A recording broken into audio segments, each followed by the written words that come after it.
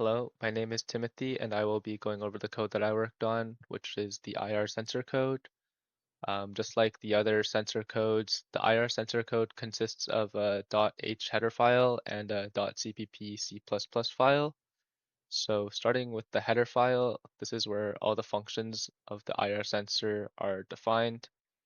I define them in a namespace to prevent any naming conflicts from any other potential function names in the code. Um, And the functions that I defined are the init function, the obstacle left function, the obstacle right, print values, and set active low. So starting with the init function, this function is used to save the pin numbers that are connected to the left and right IR sensor, as well as setting the logic type from or to an active low. If we go to the CPP implementation of this function, you can see that the init function also configures the left and right sensors as inputs so that they can read the IR sensor signals. And you can also see that we've defined the left IR sensor to be connected to pin 26 and the right IR sensor to be connected to pin 27. The next function defined is obstacle left. If we go to the implementation of it, it's pretty simple. You can see that it just digital reads the current value of pin 26, our left IR sensor, and then returns true if an obstacle is detected and false if no obstacle is detected. Next, we have the obstacle right function, and similarly to the obstacle left function, instead of reading digital pin 26, we're going to be reading the value of pin 27, which is our right IR sensor, and we will be returning true if an obstacle is detected or false if no obstacle is detected. Next, we have the print values function. So if we go here to the CPP implementation of it, you can see that all that this function really does is serial prints the current value of the digital pin readings for both the left and right IR sensor to the terminal, as well as if an obstacle is detected or if the path is clear for both sensors. The final function that we have is the set active low function. This basically allowed us to set active low to true so that the obstacle left and obstacle right functions would work properly, where we would send a true if the state is low and false if the state is high. But if the IR sensors that we used were active high instead of active low, then we would have to set active low to false instead of true. And that concludes the IR sensor code. Hello, this is Abu Bakr, and I will be doing the code review for my uh, work that I've done for the robot, which is the line detection module. So basically, this line detection is important for the robot because it helps determine the navigation for the robot throughout the arena that we are supposed to be demonstrating functionality in. So it detects the perimeter and ensures that the robot does not trespass or move beyond the black tape. So that is the purpose of the line detection, and how we implemented it, which what I'm going to be talking about in this video. I'm just going over the code and what we've been able to build. So basically, what I'm going to do is just walk over the header file and the .cpp file with you today. So basically, the header file will define the module and declare four main functions. So in the header file here, in our repo, let's open it up here. It basically has four functions, right? Void init, it has the line detected module, it has the print values, it has the set threshold function. So the init function basically it just initializes the sensor and prepares the system. And the line detected function returns true if any of them detect the black tape, right? And the print values basically will print the readings from the sensor and along with the labels of black and white, so we can understand which numbers if it's that's detecting and what color would that number be associated with, which is what I will explain further along in the video. And then set threshold is a function which allows adjusting the threshold to adapt to changing lighting conditions. So depending on how we want to view the threshold for the exact number. For example, later on you'll see that we set the threshold for black to be 3500. So based if the robot is detecting that number, then it'll indicate that this surface that it is running along is black and that it needs to rotate itself and move along the other direction so it does not trespass that line. So now we'll go over to the CPP file and we should review the implementation of the line sensor. Okay, so the implementation file, in this file, it contains the actual logic of the sensor and how it's going to work, and we have 3 analog pins that we used to configure this. So we used A0, A1, and A2 as our pins, which are used for the left, center, and right sensor, which is on the line detection. So a default threshold we set here was 3500, which determines what counts as black, like I mentioned earlier with the set threshold value in the header file. So now in here, the init function, as you can see, this configures the pins as inputs and sets the analog read resolution to 12, giving precise 0 to 4095 readings, right? And then the line detected module, the function checks whether any sensor exceeds the threshold, right? And the print values will display all the readings and the color classification alongside that, so we can understand which number corresponds to what color, black or white. Then set threshold function will now update the detection threshold at runtime, so we can update it if, for example, uh, the threshold actually was a little bit lower, a little bit higher to detect whether or not the tape is for the black tape. That's what the function does. And overall, the line sensor module is just basically providing us a clean modular abstraction for line detection. It is essential for the navigation-based behavior of the robot. And so basically that's going over my part of the code here. And so this project overall, just to sum it up, is built around a clean modular architecture where we include the IR sensor, the ultrasonic, and the line sensor, which each operate independently and just provide input to the motor control system. The motors then interpret this sensor data to decide how the robot should move, allowing it to follow the lines and avoid any obstacles. And the main file acts as basically the brain of the system, integrating all modules into a single behavioral loop to ensure that the system works as intended. So thank you for watching. This is my code review for the line detection.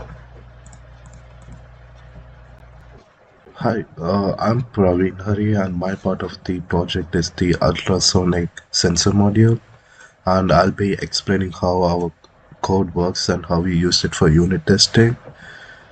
Also, we have two files, one is CPP and the other one is ultrasonic.h. The idea is that the rest of the robot doesn't need to worry about low-level timing or pulse logic.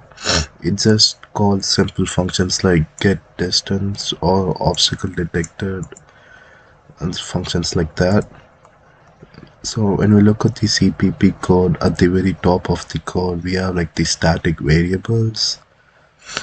These store the trigger pin, echo pin, and obstacle threshold in centimeters. We also keep the last measured duration in microseconds and the last distance in centimeters. They're static, so they're shared inside the file and keep the values between function calls.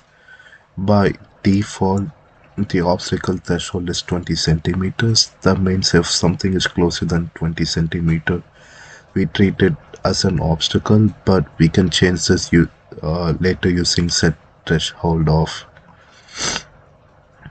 Now is the init function.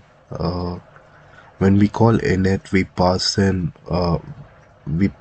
which pins we wire the sensors to and what distance we want as the threshold.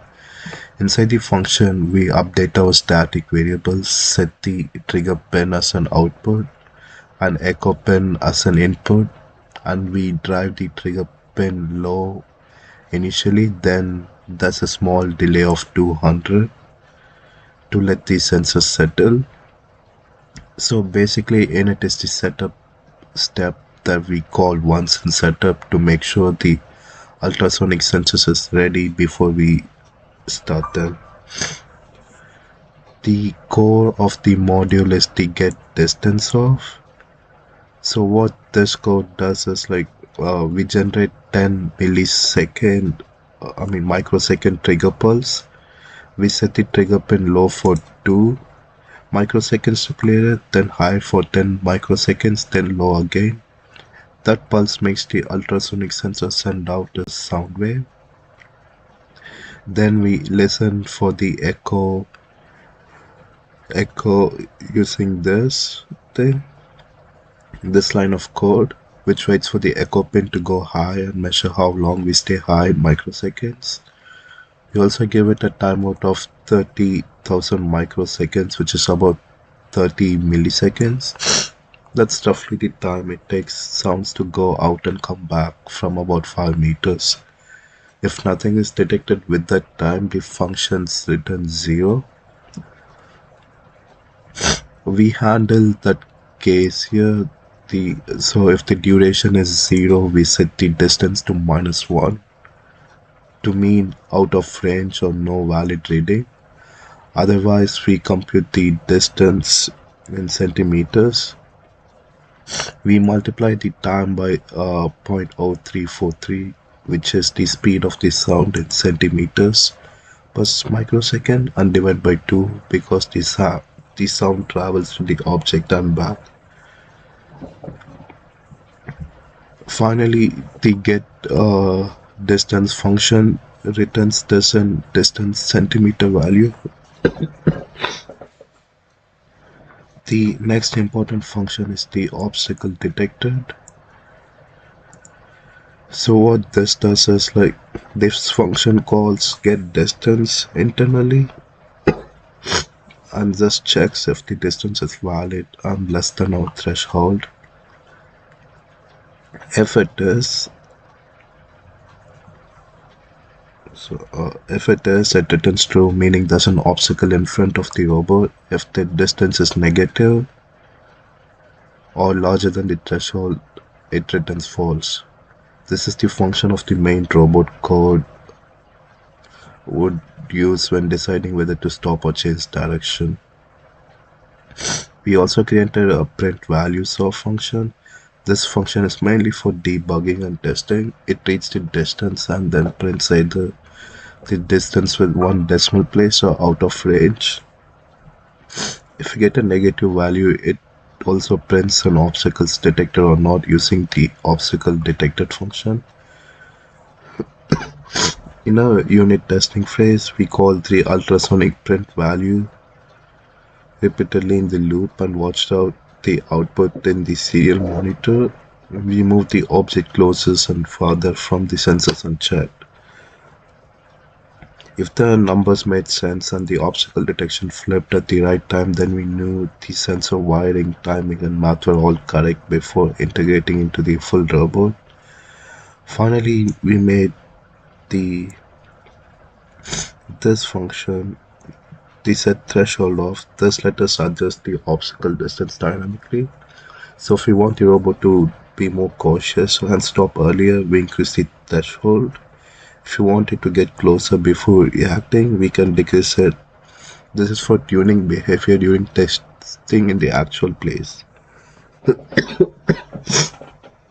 And in the ultrasonic.h file, we just declare all this function inside the namespace ultrasonic.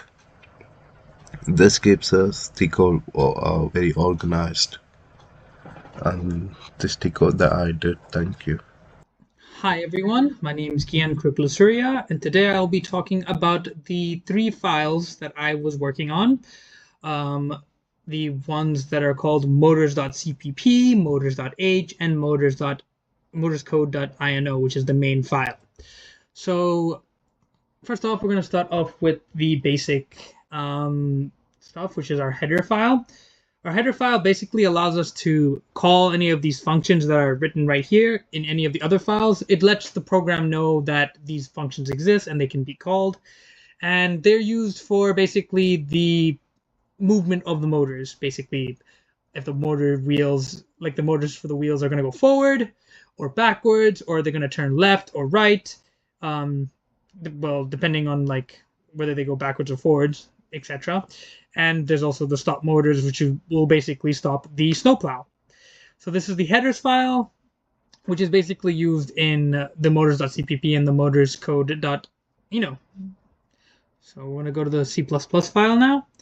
This right here is basically where all the functionality happens. It is where we basically set up the pins and control the speed as well as the direction of the motors. So as you can see here, for example, we set the power for the pins, the PWM pins. As you can see, left 0, left 1, right 0, right 1. Left 0 would be the left front wheel. Left 1 would be the back left wheel. Right 0 would be the right front wheel. And right 1 would be the right back wheel. And then these are also in the same order for each wheel. And these are basically which or how each wheel will spin in which direction, forwards or backwards. We then also have two helper functions. One of them being set speed based on the PWM pin, so for each wheel. And we also indicate which one's left, which one's right, and what speed these guys are going to go at, essentially. These are just the integers for that. Then we also have the set directions, same principle. If it's going to go forwards or backwards, this is going to be digital. So 0 would, for example, mean forwards, 1 would be backwards. That's like a general description. It's not exactly how we would have implemented it. I will go through that later. And then we also have the initializing of the motors. This is basically setting up the pins and letting the Arduino know, hey, these are the motors.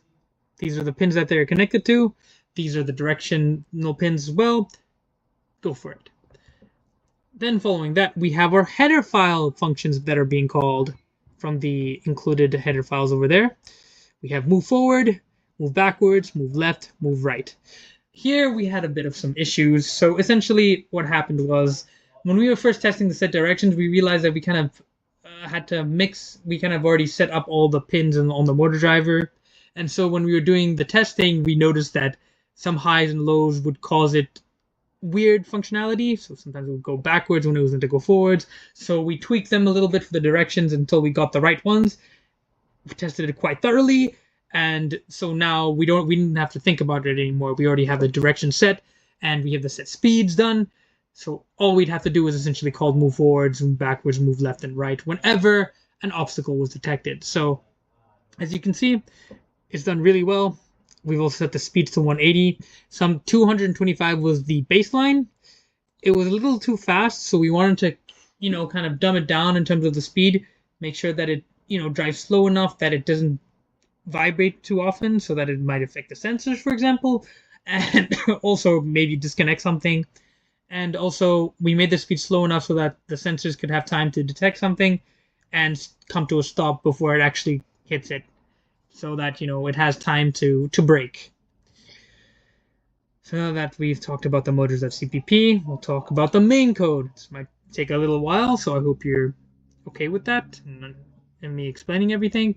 But here we have all the imports that we use. So we have the motors.h that I talked about, the line sensor detector, the IR obstacle detector sensor, and we also have the ultrasonic sensor. And these are all the included header files that we are using to basically run this robot. Everything else has been set up here, and I'm pretty sure my teammates have explained them. I can show some of them here, and here, but we won't go into the crux of that. So we talk about setting up the watchdog. So this is the watchdog reset cause bit. Essentially, this is how long it will take, or how many ticks it will take before it times out. 256 times by 4 is essentially just saying this will activate the watchdog timer's reset after 4 seconds. And this is the key that basically initializes the watchdog. So as you can see over here, we also have set up some states. So the first state will always be searching, where it's like searching for obstacles. And then if there's an obstacle, it'll avoid an obstacle. And if it hits the boundary, it'll do this state, which is following boundary, and it'll avoid the boundary and just continue on its merry way. So here we have our setup. This is basically where we do the initialization of all the motors, of the sensors, and so on and so forth. So as you can see, we initialize the motors here. We call the init function. From here, we do the ultrasound like the line sensor, the ultrasonic sensor, so on and so forth. As you can see here, line sensor is just initialized. Here we initialize the IR sensors based on their digital pins. So like 26 and 27 are the pins that we use on the Arduino, and set to true. The ultrasonic sensor, we have pins 3 and pins 2, and we have a threshold value. And so first of all, the threshold value is basically how far it will detect and will send back if, like, you know, there's an object detected. The original, as you can see, was 20 centimeters, but we set it to 14 so that it's not too far and it won't detect random things that are outside of the, you know, the arena or the box that we were having to do the testing in. The other 2 pins are the trigger pin and the echo pin, which are initial, like, sorry, not initial. They're essential for the ultrasound sensor to work. And at the beginning, we're going to set it up for the robot to always go forward. We also have this because to set up a reset, and if a reset occurs, we will know it resets, and then it says that it has occurred. And here's the watchdog configuration with the key, and so on and so forth. And this is what happens, like after 4 seconds, if something happens. If nothing happens, it'll reset everything, set it back to the setup, and then it'll just continue in case there's an issue that happens or an error that occurs that we don't know about, or the machine just gets stuck in a loop. Below here, we have several helper functions. We have one called handle boundary, which is basically what happens to when you reach a, for example, the black line. If we reach the black line, we stop the motors for half a second, we reverse for 1 second, and we move to the right as much as we can over 1.5 seconds, and then we move forward. We made the delays quite big.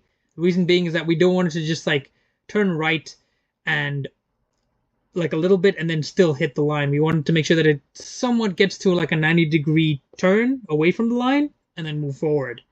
So that's why we have these really big delays. But we had to make sure that delays are not greater than 4 seconds so that it doesn't reset the watchdog timer. So we made sure about that for everything else.